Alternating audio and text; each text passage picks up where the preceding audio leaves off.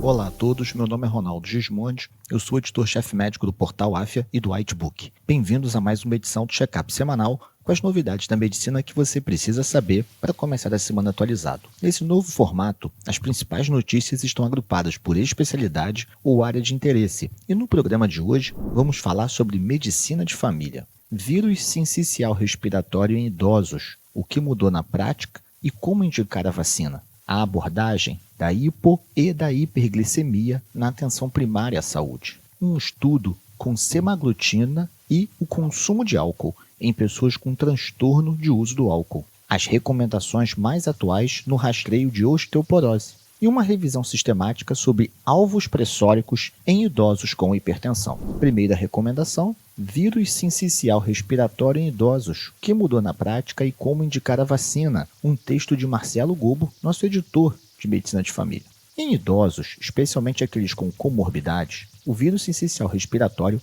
é uma causa relevante de internação. Ele não é apenas uma virose ou uma infecção respiratória da infância. Os idosos podem ter doenças tão ou mais graves do que a influenza, cursando com pneumonia, hipoxemia e até insuficiência respiratória. Em estudos de coorte comunitárias, a incidência anual de infecção pelo vírus sincicial em idosos varia de 3 a 10%, mas naqueles que se hospitalizam, em geral os mais idosos e com comorbidades, 25% vão para a UTI, onde a mortalidade chega a 10%.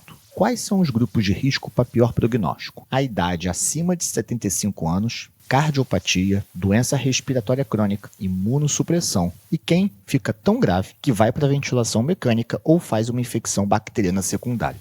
A vacina disponível atualmente é eficaz com uma taxa de resposta de 80% a 84%, mesmo nos mais idosos. Por isso, a Sociedade Brasileira de Imunização recomenda a vacinação para o vírus sincicial em todas as pessoas com mais de 70 anos e dos 60 aos 69, se houver alguma daquelas comorbidades que eu citei anteriormente. Próxima recomendação: a abordagem da hipo e da hiperglicemia na atenção primária à saúde. Uma recomendação de Renato Bergalo, nosso editor de medicina de família. Na hipoglicemia, como é que a gente faz? O primeiro nível, que é o nível mais leve, a gente tem uma glicemia de 55 a 70. Nesse caso, recomenda-se dar 15 gramas de carboidrato, que é uma colher de açúcar ou 150 ml de um refrigerante comum. E você reavalia em 15 minutos. Se ela persistir nesse patamar, você vai repetindo e reavaliando por até 3 vezes. O problema é quando a hipoglicemia atinge o nível 2, abaixo de 55 mg por decilitro. Nesse caso, se o doente estiver assintomático, você faz 30 gramas, o dobro da dose. 2 colheres de açúcar ou 300 ml de um refrigerante comum, não vale o zero nem o light, e reavalia em 15 minutos, podendo repetir até 3 vezes. Porém, se estiver abaixo de 55, com rebaixamento ou alteração do nível de consciência, você deve fazer glucagon se estiver disponível e imediatamente encaminhar o paciente para um serviço de urgência. Já na hiperglicemia, os pontos de corte são diferentes. Quando você tem uma hiperglicemia maior ou igual a 250, mas com os sintomas poliúria, polidispepsia, o paciente desidratado, esse é um sinal de alerta, comece a hidratação venosa e encaminha para a emergência. Da mesma forma, glicemias muito altas, acima de 500 a 600, mesmo na ausência de sintomas. Porém, se ele está de 250 até 500, 600, sem sintoma nenhum, você pode corrigir o esquema dele, orientar a dieta, ver se não há um fator provocador da descompensação e manejar isso ambulatorialmente. Próxima recomendação: a semaglutida pode reduzir o consumo de álcool em pessoas com transtorno do uso? Um texto de Renato Bergalo, nosso editor-chefe de medicina de família. A gente sabe que o transtorno de uso excessivo de álcool, o transtorno por uso do álcool, afeta até 2,6 milhões de pessoas, causando direto ou indiretamente a sua morte. E menos de 10% delas buscam tratamento, sendo que menos de 2% fazem o tratamento com medicação específica. A gente aqui traz um estudo clínico recente de fase 2, duplo cego e randomizado, que pode trazer um novo medicamento para o nosso arsenal. Foram recrutados adultos de 21 a 65 anos, 48 participantes. Um grupo usou semaglutida e o outro usou placebo. Eles fizeram um desfecho primário combinado de autoadministração de álcool, o quanto que a pessoa conseguia beber sob supervisão no laboratório, e o quanto a pessoa consumiria sozinha em casa ao longo daquela semana. Eles observaram que no uso da semaglutida havia 50% de redução na capacidade de tomar o álcool, e ela também reduziu o número de doses, o uso binging, né, que é aquele que você toma um porre num dia, e o craving, que é aquela vontade incontrolada de beber. Tudo isso reduziu com a semaglutida. E os efeitos colaterais foram os mesmos que os pacientes com obesidade têm. O estômago cheio, as pessoas com um pouco mais de náusea, mas nenhum efeito colateral grave, nenhum caso grave de pancreatite que era uma preocupação.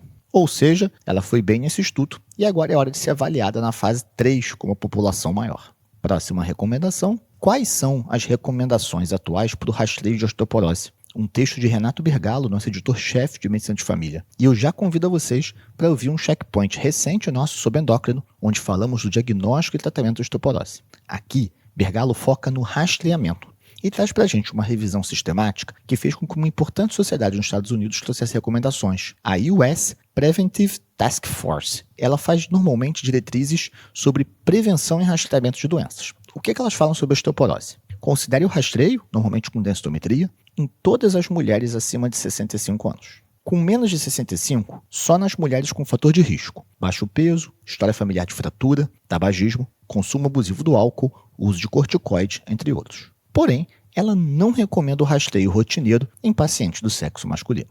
Próxima recomendação. Será que um alvo pressórico mais elevado é melhor num idoso com hipertensão? Um texto de Renato Bergalo, nosso editor-chefe de Medicina de Família. A gente sabe que a redução da pressão arterial média traz benefícios em idosos. Porém, as multicomorbidades e as multimedicações colocam eles sob maior risco de eventos adversos. Há muita discussão de qual a meta ideal da pressão arterial. Uma revisão sistemática da Cochrane reuniu os 4 ensaios clínicos mais recentes, 16 mil participantes com uma idade média de 70 anos.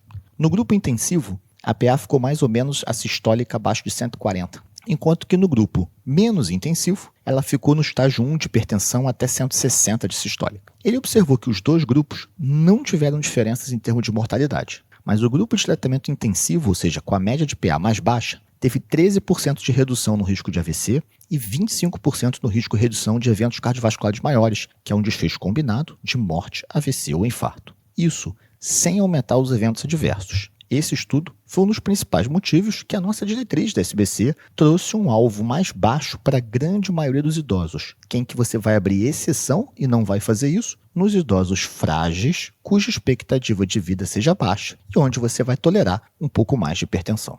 Se você quiser se manter atualizado ou se aprofundar nesses assuntos, você já sabe, portal.af.com.br. Um abraço e até a próxima.